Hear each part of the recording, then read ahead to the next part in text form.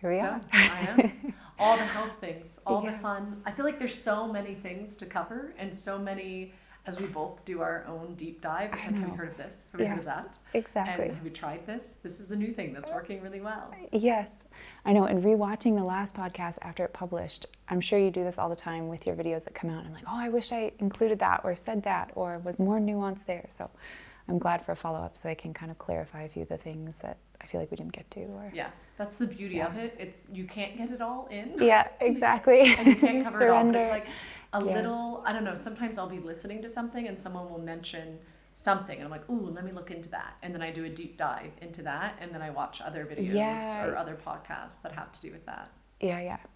Hopefully that was a jumping off point for everyone that watched. Yeah. Just, a beginning. Yes, and we can keep doing it because we're neighbors. Yes, exactly. So it makes I it know. easy. And our kids are always together. So Off it's together. like, okay, you guys go there. Yes. I love that we had all 4 of our girls running around and cleaning up. So I know, this set actually design, was really nice. the wildflower bouquet. Yes. It was picked outside. The And girls did this. Yes. It doesn't normally look this clean in the background, but with our 4 girls united, yes, we can. yes. It's more fun to clean with a friend. We should do it sometime. Yes, Just we should. We're always busy Yeah. cleaning our own house. We don't have time to clean exactly. each other's. Just go in shifts. But they enjoy it. Yes. And you have the bone broth on, which is great, very homey and Yes. I don't love the smell of bone broth. I think if I do chicken broth, it smells good. Mm-hmm. But like the beef bones, it has a not great smell. Yeah, it's intense. It's intense, especially if you do it overnight and then you wake up and you're like, oh my That's God. what I'm doing. So at 4 a.m. I came down and I cracked windows and I put the vent on. Yep. Yeah, because I was like, whoa, I woke up to that broth smell. Yep. It's great for my gut, not for my nasal cavity. Exactly. And small living quarters here, so. Well, that's part of it too. Yeah. A much smaller space. Yes. So what are some of the main things you want to, I feel like the ground zero, because I think both of us we've been on a health food journey health journey for quite some time before we even got sick. Yeah. And then because of sickness, we dove deeper into health. Yes. And so I feel like we're probably more advanced than your average person.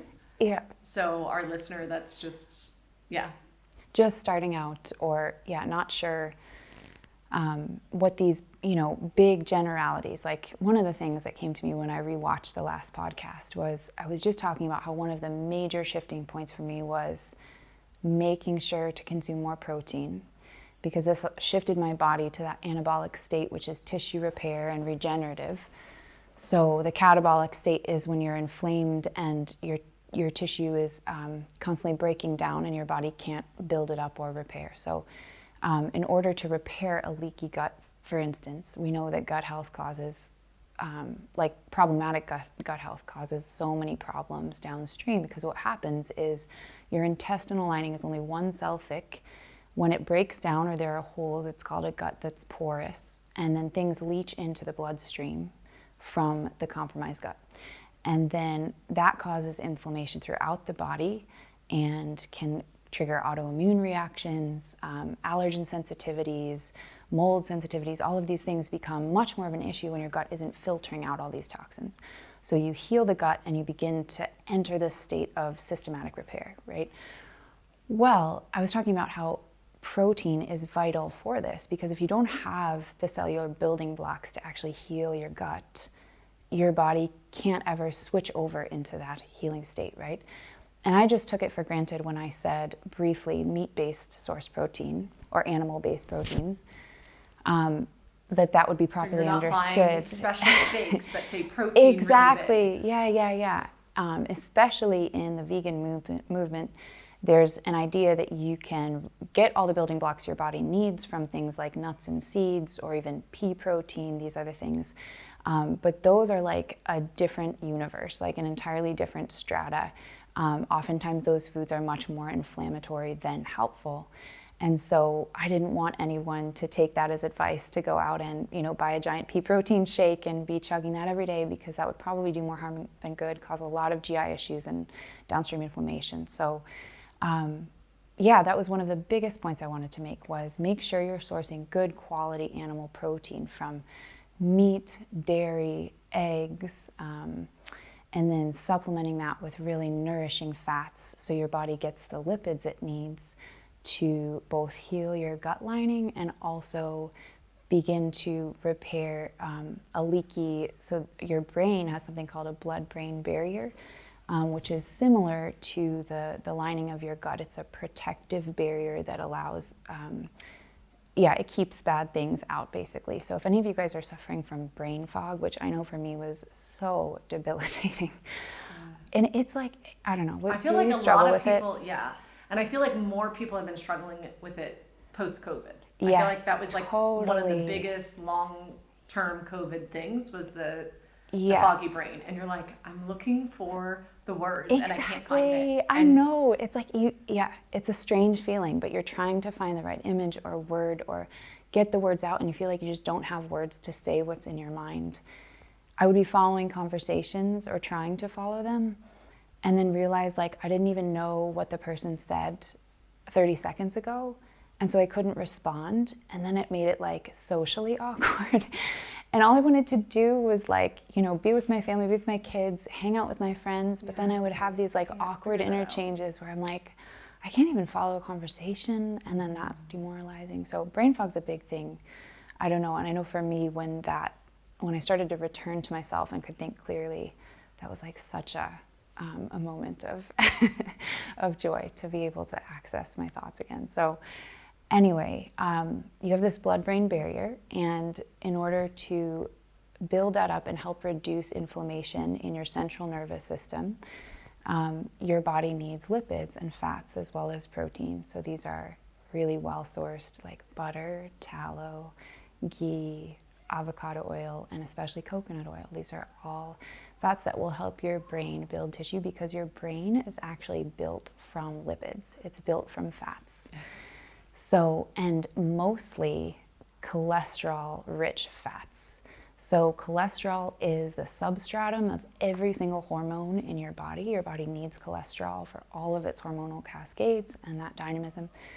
And your brain needs it to repair as well. And so the fact that cholesterol and fat is demonized is, I think, just such a travesty because it's keeping people in this sick, inflamed state where they can't get what they're craving, and then they actually turn to unhealthy fats because they're craving fats, but they do more damage. I've had times where kids would like just eat coconut oil by the tablespoon, and someone else would be like, you shouldn't do that. I'm like, no, let her do it. Like if your body is craving it, like you shouldn't go eat 6 candy bars because you're craving it. It's like, okay, what nutrient thing in that could my body be looking for? But when you're craving something like eggs or butter or coconut oil. So like when I first went carnivore, I was just craving butter. And I was like, I don't know why, but and now I'm good. Like I still have butter, but I'm not eating nearly as much as I used to. Because I think my body got it. Like whatever it needed to get from that fat, it was like, okay, I'm good. Satiated and but listening. We have a friend that has a baby and they're concerned on what to feed her, and I just bought her a big thing of coconut oil, and I was like, she can't choke on it. Like give it to her. It's like, it's nice moisturizer. If she has like a runny nose, rub it under the nose, let her eat it, let her, it's so good for kids and babies as well. This is one of the things I wanted to touch on also was veganism in general and the idea. So I was thinking about kids and veganism because there was recently a case in Florida a couple years ago where this itinerantly vegan mother fed her toddler a vegan diet. And the child was so malnourished and had such stunted growth, both intellectually and physically because of vegan diet, that they were remanded by the state. They were taken into CPS custody because the mom would not consent to feed her child any animal-based foods. And so that just reminded me of that because like kids, and then you have your son. Especially, he's my best friend. He's me, and he just eats meat and always wants chunks of delicious meat. Cameron is the meat lady for my 15-month-old. He just loves her. He loves her. I think because she also smells like delicious meat, feeds him delicious meat. And he's just, every time he sees her, he's just reaching out, please feed me. So they do, but kids especially, they need these really good fats because they're growing at such a rapid rate. Their brain is constantly building tissue.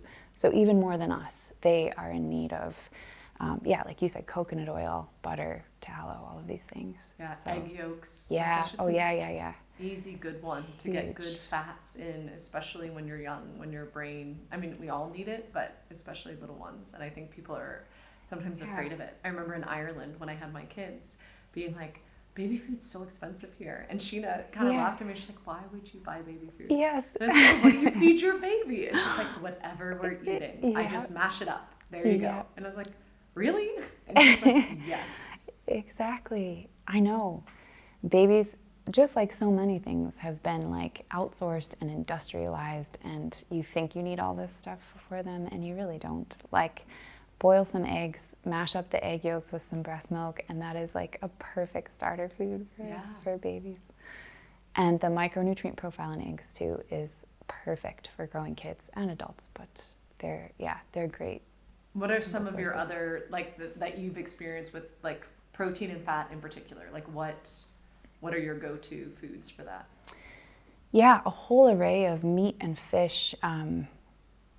Shrimp is a great food for hitting your, I call them macros, which are major nutrient markers. So you have macros for protein, fat, and carbs. And depending on what you want to do for your body or what your symptoms are, you can adjust your macro goals based on your needs. And so I mentioned in the last video that for me, what really helped tip things over the line was shifting my protein macros to 1 gram of protein per pound of body weight. And I was eating so much fat, which was reparative and helpful in some ways, but to up the protein was really, really good for me. And so I would do that through eggs, Greek yogurt, meat, and then shrimp was really helpful because they're quick to cook in a pinch, and they're super high in protein. You do butter too, and then it's just delicious. Everybody loves it. I feel like I make 2 packs thinking this is plenty of food, and then just one kid eats all of it. I'm like, okay, exactly. More shrimp. Yes, exactly. And it pairs well with coconut too, and we try to eat a lot of coconut, so that's good. But yeah, I would just say then I'm in a place now where I can add in some fruits and carbs occasionally. I mentioned last time on the podcast that I think of diets as sort of responsive healing tools based on your personal situation and your symptoms. And for me and for a lot of people with chronic illness, when I was really at my lowest, like in bed 22, 23 hours a day, I would not have been able to tolerate a paleo diet where there's honey and maple syrup and fruit and things. I couldn't tolerate anything other than strict keto. And that was really important for me because, like you with carnivore, my gut had been so damaged that any allergen in the air, any food that passed my lips that wasn't in this like strict, safe range would cause a reaction. It would cause brain fog. It would cause immense fatigue. Do you remember that like bone crushing fatigue where it's just like, I cannot get off the couch. Yeah. It's so hard to describe and like, so debilitating. Imagine yourself in the morning before you have coffee with jet lag and then multiply it by like 100. Because you're like, I am so tired and I've slept so much, but my body needs more sleep and I can't. And so those of you that are in that spot, like, I'm so sorry, first of all. Like, I'm so sorry, and there's no judgment. You're like, okay, when am I going to have time to make bone broth? Exactly. And make, like that, the idea of that's exhausting. So I can drive through the drive-through at McDonald's. Or maybe not. Maybe I can, like, Uber Eats food to my house. I know. Kroger delivery saved me because I would get my groceries delivered. I couldn't go to the grocery store for ages. Me too. Ages. And I would just, like, the biggest thing I could do was walk back and forth from the couch to the bathroom. And that was like maxed out. And you just felt so heavy. Like everything was just so dense. And then with the brain fog too, trying to figure out what did I eat? Because you didn't eat anything bad that like should make your body react. But it's like that little bit, like your keto cups that you make that are so amazing and delicious. I had one the other day and I was so excited. And I only had half of one, but my body reacted. And it just reacted. I know. And it's like, okay, well, I'm not in a place where I can have that yet. So please God, I'll go through some more healing and yeah. Yeah, exactly. And I think sometimes people need to stay in like strict reparative diets for long periods of time, years at a time. I was strict keto for 2 years, and it really helped. And then when I made the switch to high protein after keto, so just changed my macros, that's when I finally crossed the line and was able to then start to incorporate more foods. And I'm also less chemically sensitive to changes in the air and allergens and things like that. Like I mentioned last time, I was dairy intolerant my entire life from the time I was a baby. And then I finally got to a point after 3 months of high protein, after 2 years of keto, that I could add in dairy, which is really, huge. So I guess my point is, I feel like diets are tools with the goal of returning to a whole food sourced, quality food diet that can be diverse. And like, I don't think everyone should be keto or carnivore. I think there's nuance there, but they're incredibly powerful healing tools if you're so debilitated that you just can't tolerate other things. So in the last episode, I said, just find what works for you diet-wise. And that was one of the things that I was like, but not a I wish I had That's clarified. No, exactly. So getting rid of all the processed stuff. It doesn't matter who you are, what your health stuff is. Like, none of us should be eating all the processy sugar things that you find, for the most part, in the middle of the grocery store. So I've heard it like shop the perimeter of the grocery store. There's no need to go up and down those middle aisles. Yeah, exactly. It's and know when you do step into them, this is a special treat. Yeah. I don't even look at that stuff as food, honestly. Like, there's a calorie content, but it is so labified. Like, there are teams of scientists and marketing psychologists behind all of this stuff to make it, to make you, so your dopamine receptors are like activated in really unnatural ways with a lot of these artificial flavors and colors.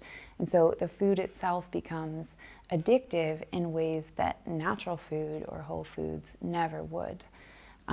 So you feel almost like a mini high eating a pack of Oreos or Doritos. And that's why it's so hard. I think when people are like, but you don't understand, I can't get off of it. I'm so addicted. It's like, actually, no, that makes sense, because they designed it so you would be addicted to it. Exactly. I think it's the same with soda. People that always have soda. And so those Zevia drinks where it's like, okay, I can go from Coke to the Zevia Coke. And it's like, it's a step in the right direction. It's great. But even that, people have a hard time. But they have the same taste, the same, well, I don't know. I haven't had Coke in forever. But you know what I mean? But it's like, you're coming off of a drug. Like, they put things in there to make you, and it's poisoning our body. Yeah. And we definitely shouldn't be giving it to little kids. Like, I feel like that always upsets me when I see little ones with like Coke in a bottle or something. I'm like, you're setting this person up for so many health issues for the rest of their life. And I don't think anyone's doing it on purpose or to be mean. I think they're uneducated. Exactly. That's the thing, is like, of course it's good to give kids treats once in a while. Like, life is to be celebrated. There are parties, there's joy. But there's a way to do it. There's a way to do it. And people don't realize that these are like little drugs that we're giving our kids that are messing up all of their hormones and the way that they process the world. So they get super overstimulated in a way they wouldn't with real food. So like, you can like, I don't know, my dream is to buy an ice cream maker and start making raw milk ice cream for our kids and like give them treats that are nourishing at the same time and the kids loved it. Yeah. You know? Or we did crepes this morning and I got, it's like a imitation Nutella. It's still not good, but it's better than. It's like organic and it's not great. But I do a little bit of it with a bunch of almond butter and peanut butter and cashew butter, whatever other butters I had in the fridge, and then a bunch of fruit and wrap it. And it's like, the crepe is like organic rice flour and I think some type of corn in there. So it's not great, but then eggs. So the bulk of it is eggs, milk. And so it's like they're still getting, but they're like, we had Nutella crepes for breakfast. I think it's like the sweetest, best thing ever. Exactly. And it's like, okay, we got to go through a little withdrawal, kids, for a little bit here, but it's like they can still have fun things. Yeah. You know, and treats. And your kids with the brownies, I feel like our kids are always baking something together. Yes. Like, they're still having a good treat, but it's not going to have an ingredient list this long. Exactly. Yeah. And we'll get there too. we'll eventually be able to have our treats again. But yeah, so anyway, I'm just sorry if I seem like I'm just trying to remember because we're like limited time and I want to hit all the. So I want to be mindful. We probably have like maybe 5 more minutes from the last episode follow up that you whatever other advice you have for people or things that you're like try to do this or that. I would say. So I gave advice last time talking about the importance of, like I gave the pyramid that I think of when I'm talking about recovering from chronic illness. And I talked about sun and sleep at the bottom, food, and then supplements at the top to replenish our bodies from the things we're depleted from. And all of these things are synergistic, so you can't optimize your sleep without the proper food, and supplements will be a waste if you don't have the other things in place, you know. When you said leaky gut, that's something I thought of because I was taking a lot of really good supplements, but then my blood work wouldn't show. I was low in a lot of the vitamins I was taking. And because my gut was so leaky, I wasn't absorbing it at all, which is why I did so well with my IV cocktails that I would get, because then it would go straight into my bloodstream. So I think if your gut's that leaky, the supplements, like you're just kind of wasting your money. Where your body's not able to absorb. Yeah, exactly. So it's so I talked about how getting sunlight, like we're not to be afraid of the sun. Like every cell in our body responds to the sun. And there's a lot of cool things to think about, the overlap between like our spiritual life and our physical bodies and the way that they work. It's very beautiful. And so I talked about the sun and to not be afraid to go get time in the sun, especially in the morning, at midday, and evening, so your body can begin to understand what time of day it is in order to carry out certain cellular processes that are vital to recovery from chronic illness. So like the brain empties from 10 to 2, the liver flushes at about 4 in the morning. All of these things are tied to the natural rhythms of the body. And with the influx of blue light that we are constantly bombarded by on our screens, phones, advertisements on electronic billboards, we're constantly being told on a cellular level in our retina, we have these photoreceptors, and every skin cell we have is absorbing these wavelengths of light. So when we experience that high emission blue light that's present behind screens, we're constantly being told that it's midday, it's right at noon. And so our body never gets the message that it's time to enter into a state of rest, repair, and detoxification. So we stay inflamed.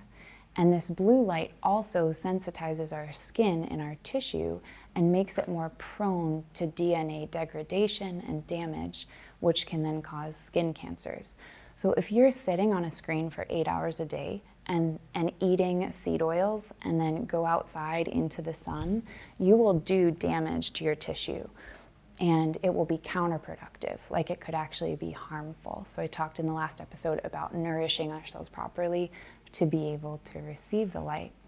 So if we're going to go out in the sun, a good place to start is making sure your diet is clean enough to be able to handle the sun. So no seed oils ever. And then also be mindful of blue light, how much blue light you're consuming during the day. But also start low and slow and build what's called your solar callus.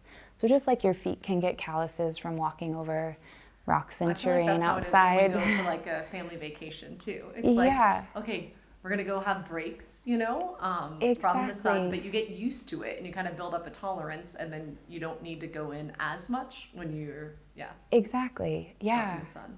Totally, because you don't want to go right in the middle of the brightest sun of the day and burn and fry yourself.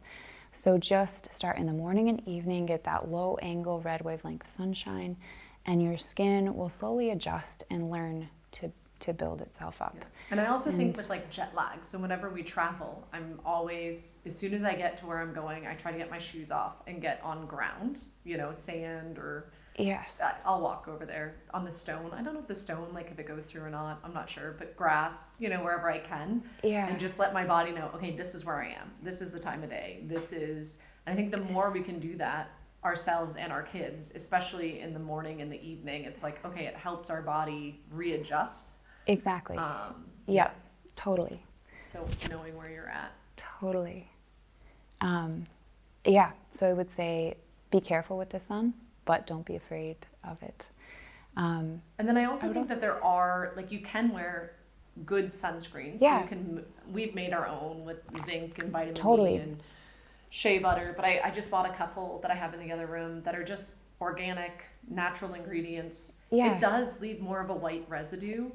That's okay. I mean, okay. You rub it in, but, Yeah. but I think a lot of skincare that like a lot of sunscreens, if we were to read it and see, like we can't pronounce the majority of the things. And it's like, wait, maybe this toxic spray that I'm putting all over myself may be worse than the damage that the sun would potentially be doing.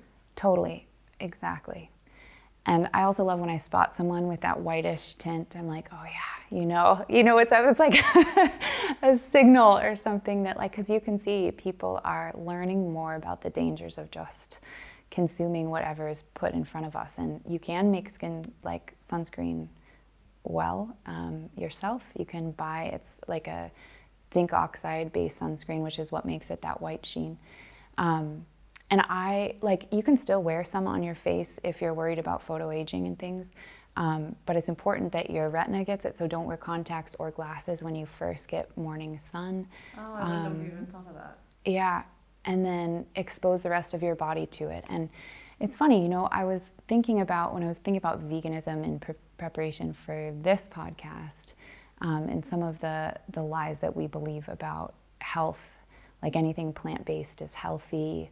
These seed oils that have these healthy sounding names like sunflower oil or corn oil or vegetable oil, like they sound so innocuous and so nourishing even, but they're like industrial grade oils that were used to lubricate machinery back at the turn of the century. And there was such an excess of them produced initially that they didn't know what to do with them. So there was like a very deceptive marketing campaign aimed at making housewives switch to these healthy vegetable oils in order to offload a lot of these chemicals that they didn't know what to do with, that were made for machines. The process of making these involves infusing them with like really high, so first they heat them to extremely high temperatures, and there's a lot of off-gassing of really harmful chemical compounds. And those compounds produce such an awful ghastly smell that they have to then deodorize these oils with other chemicals and neutralize them. So it's this whole unnatural process. You just think of like, oh, a seed being squeezed and making oil, but it doesn't work like that. Yeah. And that's part of why fast food's so dangerous. It's true, yeah, because it's just high temps of these oils and you're just ruining your tissue. So veganism, a lot of it is predicated around eating foods that are made with these oils, and you don't have the building blocks to repair your tissue at the same time. So a lot of people there's a lot of fear mongering around the sun. People think they're gonna get like haggard and aged, and the sun will make you look all old. But if you think of like a healthy Italian grandma who's not afraid of the sun and is eating butter and enjoying life and eating all these whole foods, you can see that like the sun, it brings vitality and robustness. And oftentimes these vegan influencers, after they've been on the diet for a year or two, like it's the food that makes you look aged and haggard and weary and wrinkled and old. Like it's not so much the sun. It's receiving the sun when your diet is problematic, that funny things happen to your tissue. Mm-hmm. Well, I would just say, because we're crunched for time, so what Cameron and I were chatting about yesterday and I want to start doing is I'm just gonna make a channel and upload short videos, like 5 to 10 minutes, about like just basically helping lead women out of a place of chronic fatigue, chronic illness, and overwhelm regarding everything having to do with health. I've received so many emails from people in the wake of this last podcast we did, and prior to that, I was trying to help different friends and family with other health issues they had and different questions, and I found that I just am kind of underwater with it, and I don't really have all the time to do specific protocols for people and type out all these things. So I thought, you know what, like one spot that people can go to and just hear it. Yeah, and I would love to be able to help in that way. So I'm going to call it Barefoot, because we are always barefoot. I didn't even do that on purpose. It's not like a thing. But this is our natural state. We planned that. We did not plan that. We both often are. I just thought, like, what is my happiest place? It's like barefoot at the ocean, under the sun, and same for you. Like, we instinctively, intuitively know that this state is healing for us. We haven't even gotten into grounding and all of the benefits of that. Like, I saw a woman leaving the grocery store the other day, and she had a bag of groceries, a dog on a leash, and she was like this. And Matt was like, "Look, it's one of your people." And I was like, "It is one of my people." But she was just like soaking in the sun and just like taking a deep breath. Like, it's been gray and rainy here. And the other day, yesterday, I went for a walk and there was no sun.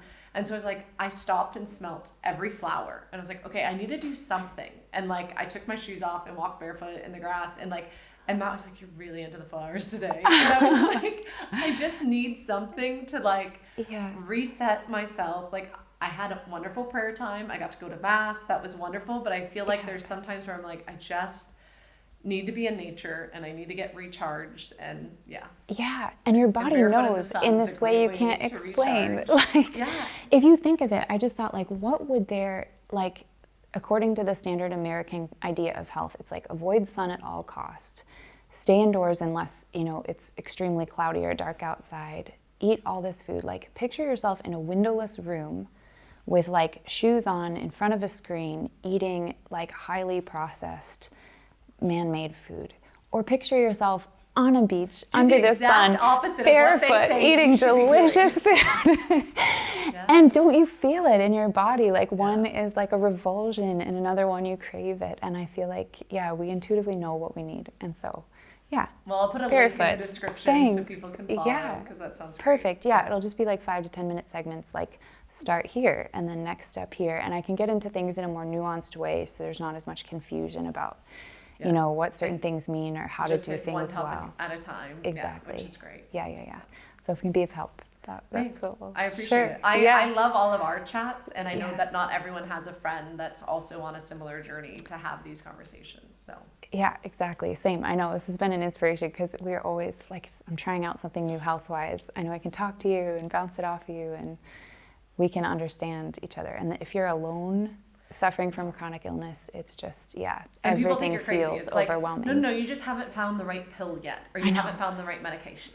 And I think that's the thing that, like, I think being freed from that, it's like, okay, there's a whole industry making a lot of money off of you being on these set drugs. And there are not pills to fix every problem. Oftentimes when you take these pills, said pills to fix problems, you have to take another 5 or 6. Exactly. And it just leads you down like an ugly rabbit hole. And I feel like sometimes we have to.